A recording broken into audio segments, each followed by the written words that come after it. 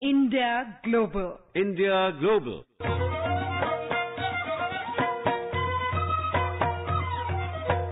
Hello and welcome. We are back with yet another exciting expedition in our 360 degrees sojourn in India Global.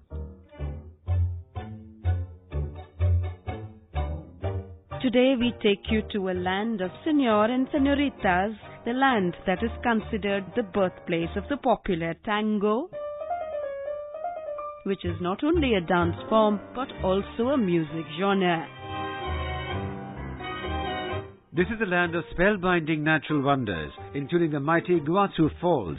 Through this Latin American country runs the southern part of the Andes mountain range, as also the Pampas, one of the most fertile plains in the world. Here you can taste the world's finest wines, this country being the fifth largest producer of the product. And of course, the country's name instantly conjures up the names of unforgettable football legends, Diego Maradona and Lionel Messi. Yes, as you've indeed figured it out, we are heading for the South American country of Argentina.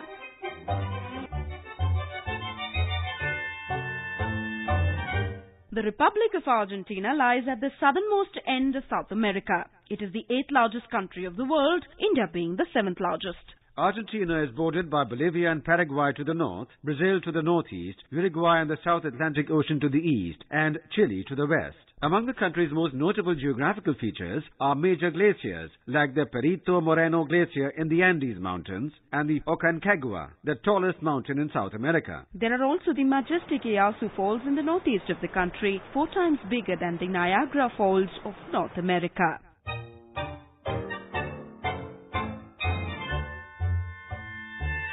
Before the colonization of Argentina by the Europeans, at the end of the 15th and early 16th centuries, the country was inhabited by various native tribes. Today, the country's population consists of about 50% Italian immigrants, 30% Spanish immigrants, and other peoples of European and Lebanese descent.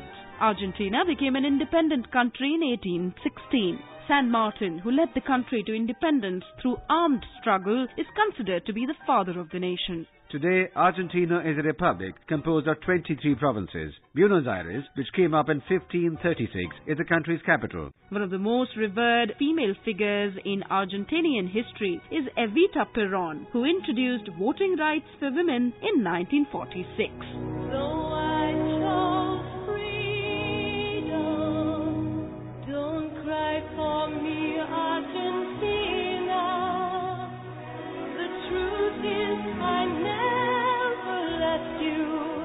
A song dedicated to Evita Perón, sung by Madonna from the film Eva Perón, The True Story.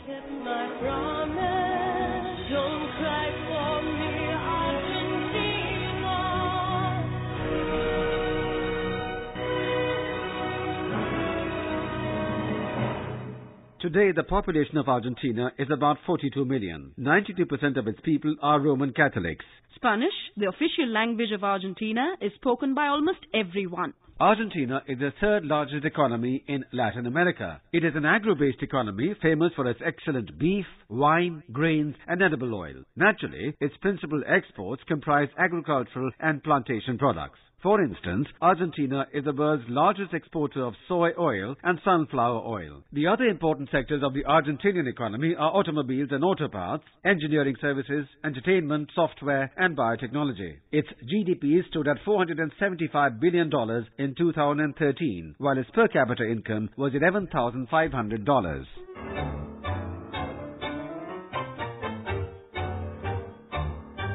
Tourism is a major economic activity in Argentina. Buenos Aires, a major tourist destination, is often referred to as the Paris of South America. You can cycle through Buenos Aires, admiring its European-style architecture and its rich cultural life. The cafes lining the city streets form a central feature of its everyday life. But it's not just Buenos Aires that attracts tourists in throngs from across the world. Cities like Cordoba, Salta, Mendoza and Bariloche, each with their own unique personalities, are a big draw for foreign visitors.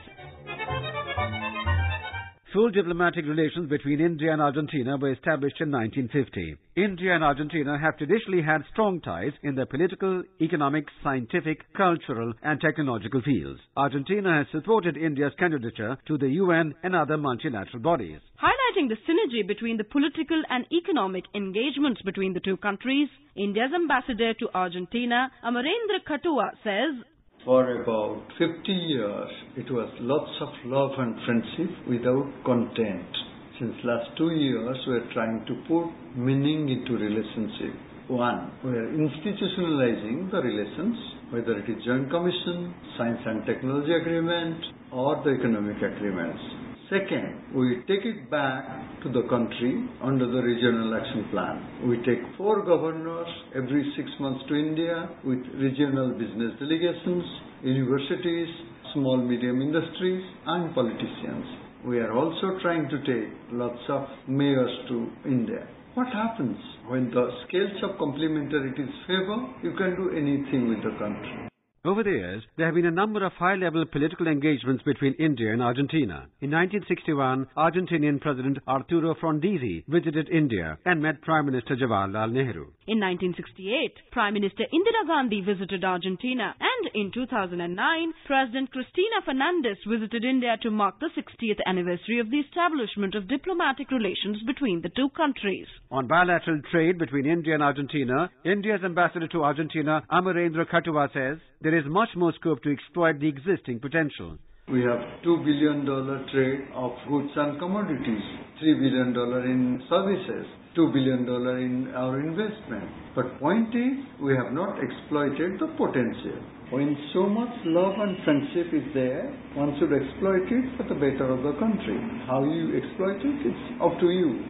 Cultural contacts between India and Argentina have had a long history. Rabindranath Tagore was a guest of the famous Argentinian writer Victoria Ocampo when he visited that country in 1924. Tagore gave her the appellation Vijaya and later wrote a series of poems which he dedicated to her. And humanitarian Mother Teresa had visited Argentina twice, first in 1979 and then again in 1982. The Indian system of yoga is very popular in Argentina. Literally hundreds of yoga centers have mushroomed all over the country. Ambassador Amarendra Khatua shares the plans to celebrate the first International Day of Yoga in Argentina next month.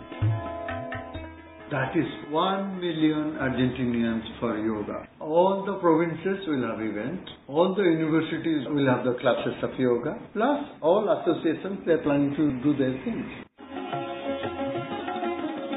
The ancient Indian medicinal system of Ayurveda has also gained popularity in Argentina. For instance, both the University of Buenos Aires and the University of Cordoba run courses in Ayurveda. Over the years, a number of Indians have settled in Argentina. There's even a Gurudwara in the town of Rosario de la Frontera, where Guru Nanak Jayanti is celebrated every year. Speaking on the people-to-people contacts between the two countries, Ambassador Amarendra Khatua says, every year we try to reach as many people, and mostly we involve Argentinians, not Indians. When I came, 6,000 Argentinians used to visit India. This year we touched 22,000 people.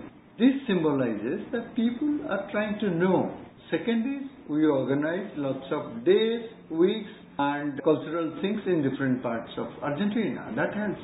Argentinians are keen lovers of sport. Football, in particular, is a religion in that country. Much passion, tears and joy go along with their great love for the game, for football teams and for World Cup matches. Did you know that Argentine football legend Diego Maradona visited Kerala in 2012? He also visited Kolkata in 2008 at the invitation of the Indian Football Academy, where he inaugurated a football school. Can you name the school? Send in your answers with your full address to indiajourneys360@gmail.com. The first 3 winners will get a music CD from AIR Archives and a DVD from the Ministry of External Affairs. Congratulations Ravaru Narsaiya from Puducherry, Shashank from Allahabad in Uttar Pradesh and Dheeraj Kumar from New Delhi for sending in the right answer to our question on Venezuela. The Petro Carabobo project in the Orinoco Belt of Venezuela is the project in which Indian and international oil companies have invested together.